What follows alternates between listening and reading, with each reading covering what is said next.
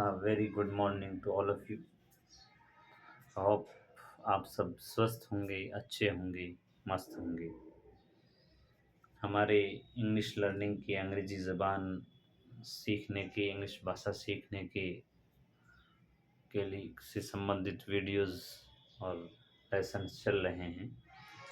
आज की इस लेसन में हम बात करेंगे प्रोनाउंस के बारे में, जिसको अंग्रेज़ी ज़बान में प्रोनाउंस कहा जाता है, हिंदी में सर्वनाम कहा जाता है, उर्दू और अरबिक ग्रामर में जिसको हम ज़मीर के नाम से जानते हैं, उसकी हम बात करेंगे। तो लेट्स स्टार्ट द लेसन।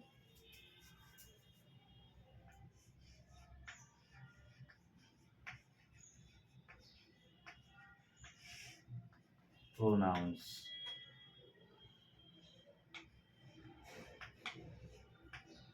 ज़मायर इनको कहेंगे उर्दू और अरबी ग्रामर में, और हिंदी की बात करें तो हिंदी ग्रामर में इसको सर्वनाम कहा जाता है। वैसे सर्वनाम की टाइप की बात करें तो उसका सब्जेक्टिव केस भी आता है, उसका ऑब्जेक्टिव केस भी आता है, और उसका पॉजिटिव केस भी आता है। ज़मीरें या सर्वनाम 3 केस में आते हैं। आज मैं मेनली बात करूँगा नॉमिनेटिव केस यानी सब्जेक्टिव केस की, यानी उन ज़मीरों की, उन सर्वनाम की जो फ़ाइल यानी कर्ता बनते हैं, या जिसका मुब्तदा कहते हैं यानी सेंटेंस का जिससे शुरुआत करते हैं वो बनने की, जिनके अंदर कैपेबिलिटी होती है, जो नॉमिनेटिव केस में होते हैं, उसकी बात करेंगे। तो उसमें सबसे पहले आता है आई। आई, उसके बाद में है वी, उसके बाद में है you, they, he, she, it. तो I, we, you, they, he, she, it, these are called pronouns. इनको ज़मीरें कहा जाता है। और these pronouns are nominative. In nominative case, ये वो ज़मीरें हैं जो नॉमिनेटिव केस में, सब्जेक्टिव केस में, फ़ाइली हालत में होती है, जो कर्ता बनती है, मुब्तदा बनती है। अगर मैं इसकी बात करूं तो इसमें आई और वी, ये दोनों, ये फर्स्ट पर्सन है, यू ये सेकंड पर्सन है,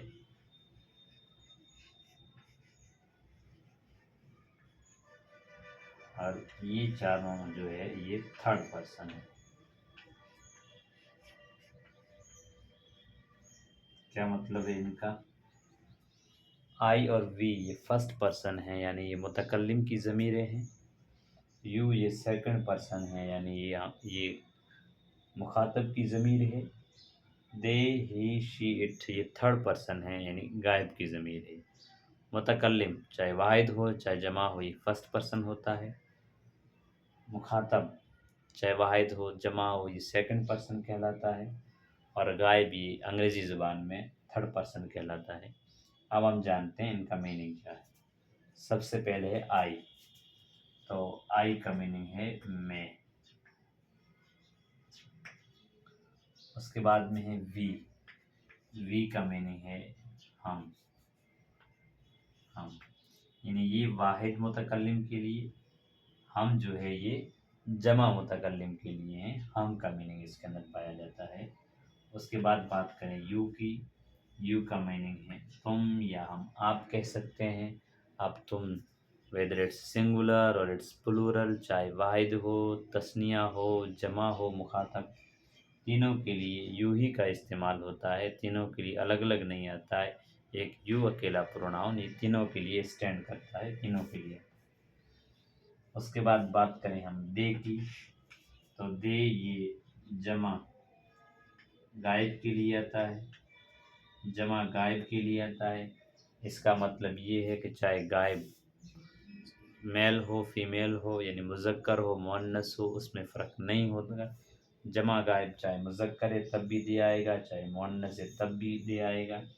उसके बाद बात करें हम ही की, तो ही ये वाहिद मुज़क्कर के लिए आएगा। इसका मतलब सिंगुलर मैस्कुलिन के लिए आएगा, मेल के लिए आएगा। शी की बात करें तो ये वाहिद मुअन्नस के लिए आएगी, यानी सिंगुलर फेमिनिन के लिए आएगी, यानी वाहिद मुअन्नस के लिए। इट की बात करें तो जनरली इट के इस्तेमाल आते हैं, कई आते हैं, लेकिन हमें यहाँ पर इतना ही याद रखना है कि इसका इस्तेमाल, इट का इस्तेमाल जनरली नॉन लिविंग चीज़ों के लिए, जिसको हम गैर ज़बीरुकूल कह देते हैं, जिनमें जो अकल नहीं होती है। गैर ज़बीरुकूल, वैसे नॉन लिविंग का मतलब होता है जो लिव नहीं करती, जिनमें जान नहीं होती है। फॉर एग्ज़ाम्पल बोर्ड है, पेन है, या वैसे विंडो है, डोर है, आदि के लिए इट का इस्तेमाल होता है। बाकी गैर ज़बीरुकूल के अंतर्गत तो जानदार में से जो परिंद है, चरिंद है, उनके लिए भी इट का इस्तेमाल होता है, लेकिन उनके लिए कभी कभार इन ज़माइर में से ज़मीरों का भी इस्तेमाल हो जाता है ख़ास मौके पर। इसलिए इट नॉन लिविंग के लिए इसका इस्तेमाल होता है उमूमन तो, और इन जनरल गैर ज़बीरुकूल के लिए इसका इस्तेमाल होता है। तो ये प्रोनाउंस ज़मीरें हैं। आगे मैं एग्ज़ाम्पल के साथ डिटेल से और समझाऊंगा। और उम्मीद करता हूँ आपको ये समझ में आ रहे होंगे। अगर कहीं दिक्कत हो समझने में या कुछ इससे रिलेटेड, तो आप कमेंट बॉक्स में कमेंट करके बता सकते हैं। आपकी क्वेरीज़ का, आपकी उन शिकायतों का, प्रॉब्लम्स का सलूशन करने की कोशिश की जाएगी इंशाल्लाह। और ये प्रोनाउंस मैंने मेंशन किए हैं यहाँ पर, और आपसे रिक्वेस्ट की जाती है कि चैनल को ज़्यादा से ज़्यादा सब्सक्राइब करें, आगे शेयर करें, वीडियोस को लाइक्स भी करें, और अच्छी लगे तो उस पर कमेंट भी करें, और कोई कमी हो तो कमेंट के अंदर कमेंट करके बताएं कि इसके अंदर ये कमी है, ताकि उसका हल किया जा सके। मिलते हैं अगली क्लास में ऐसे ही शानदार और जानदार वीडियोस के लिए। और ये अंग्रेज़ी, इसका एकमात्र उद्देश्य हमारे उन नौजवानों को, उन बच्चों को अंग्रेज़ी ज़ुबान सिखाना है जिनके पास रेगुलर बेस पे टाइम नहीं होता है मुस्तकिल जा कर के किसी क्लासरूम के अंदर बैठ कर के पढ़ने का या सीखने का, और जो उनसे उसके लिए ख्वाहिशमंद। तो होप आपकी समझ में आ गया होगा। मिलते हैं नेक्स्ट वीडियो। Thank you.